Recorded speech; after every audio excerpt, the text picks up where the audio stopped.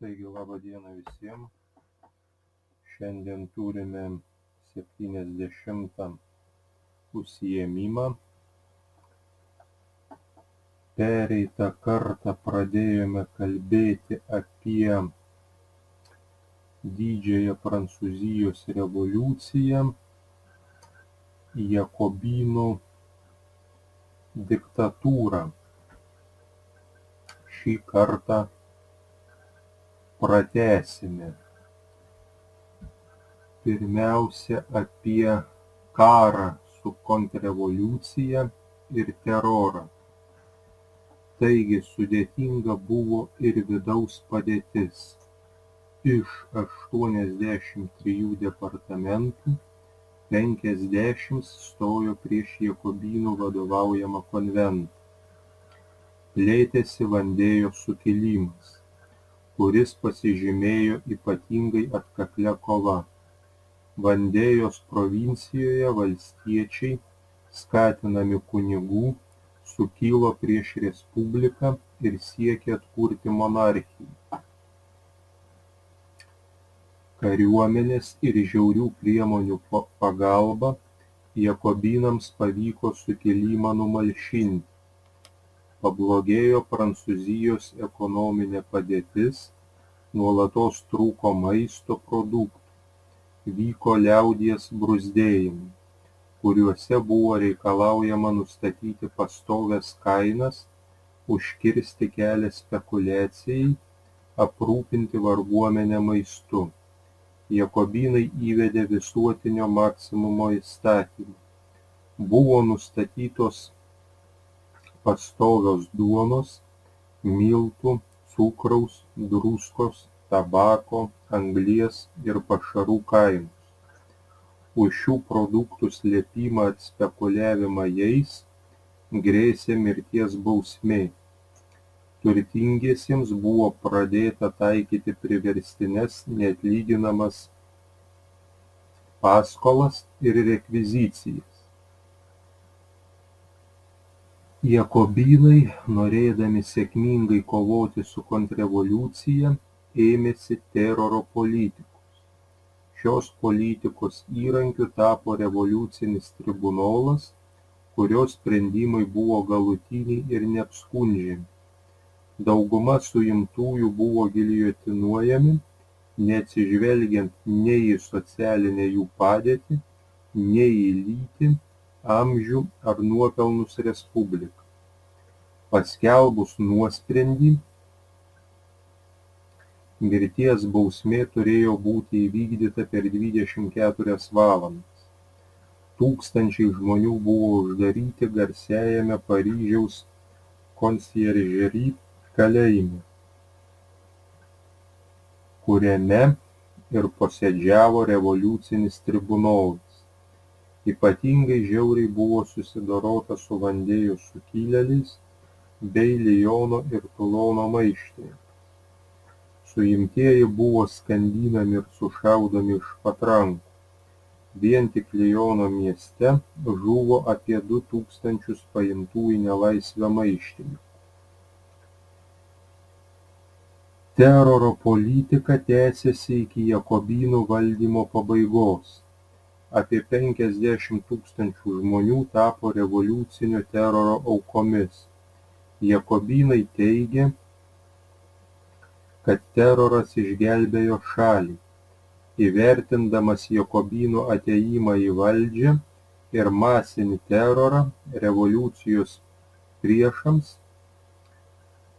žirondistas Vergniaud ištarė garsiuosius žodžius: revoliucija kaip Saturnas ryja savo vaikus.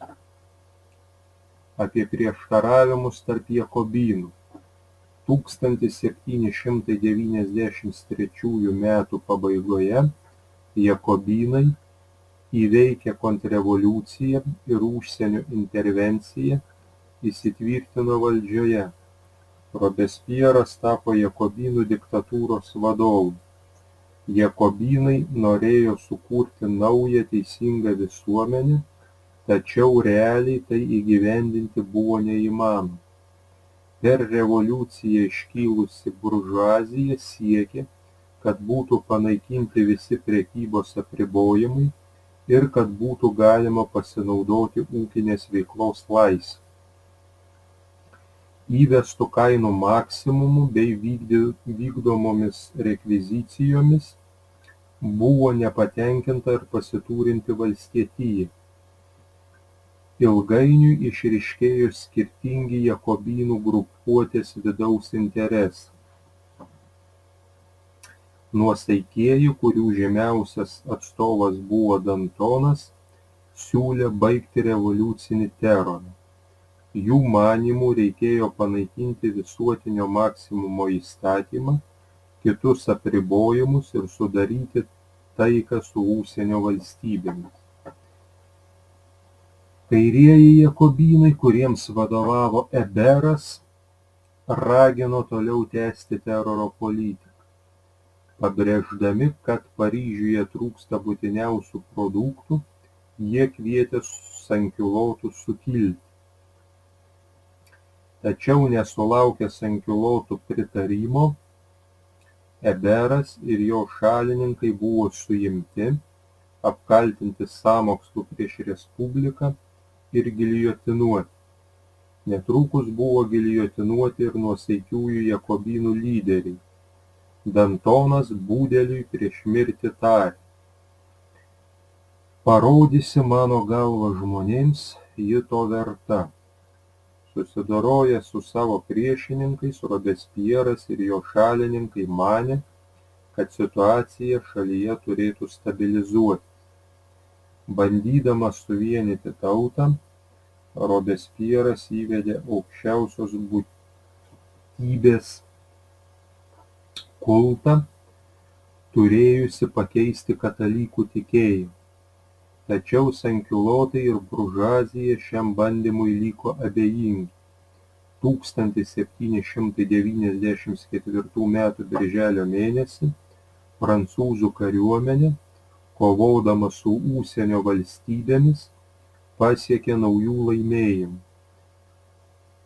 Sustiprėjus tarptautiniai Prancūzijos padėčiai, buržuazija manė, kad reikia nutraukti teroro politiką ir panaikinti visuotinį maksimumą. Daugelis konvento deputatų taip pat siekia nutraukti terorą ir atkurti politinės laisvės. Tačiau jakobinai, bandydami toliau stiprinti savo pozicijas, priėmė įstatymą sugriežtinantį terorą. Šis jakobinų žingsnis tarp įvairių visuomenės sluoksnių kėlė didelį nepasitenkinimą ir paspartino sąmokslo rengimą. Apie Termidoro 9. Liepos 27 dieną, Termidoro 9, prasidėjus konvento posėdžiui, deputatas Talianas atsistojęs prabilo: "Vakar vakare Jakobinų klube aš drebėjau dėl Respublikos. Nusprendžiau, jeigu konventas neišdrįs smogti tironui, aš išdrįsiu, ir jeigu reikės šituo daiktu." Ir išsitraukė durklą. Daugelis deputatų audringai pritardami pradėjo skanduoti: "Tironija, diktatūra." Konvento nutarimu jakobinų lyderiai ir Robespieras buvo suimti ir uždaryti į kalėjimą. Po kelių valandų Robespieras ir jo šalininkai, išvaduoti nacionalinės gvardijos, atvyko į Paryžiaus rotušę. Tačiau sostinės sankiulotai Robespiero neparėmė. Konventui ištikimi nacionalinės gvardijos daliniai užėmė rotušę. Liepos 28 dieną Robespieras ir 21 jo šalininkas be jokio teismo buvo giljotinuoti. Termidoro 9 dienos perversmu šalyje baigėsi teroras. Išvarginta 5 revoliucijos metų karo, teroro, Prancūzijos visuomenė pritardama sutiko jakobinų nušalinimą nuo valdžios. Klausimai ir užduotys. Pirma. Trumpai papasakokite apie karą su kontrrevoliucija ir terorą. Kodėl jakobinai ėmė vykdyti teroro politiką? Pasakokite ir atsakykite remdamiesi pateiktą medžiagą ir žiniomis. Antra. Trumpai papasakokite apie prieštaravimus tarp jakobinų. Kokios priežastys jakobinų grupuotėje lėmė tarpusavio prieštaravimus? Pasakokite ir atsakykite remdamiesi pateiktą medžiagą ir žiniomis. Trečia. Trumpai papasakokite apie Termidoro IX. Kodėl žlugo jakobinų diktatūra? Pasakokite ir atsakykite remdamiesi pateiktą medžiagą ir žiniomis.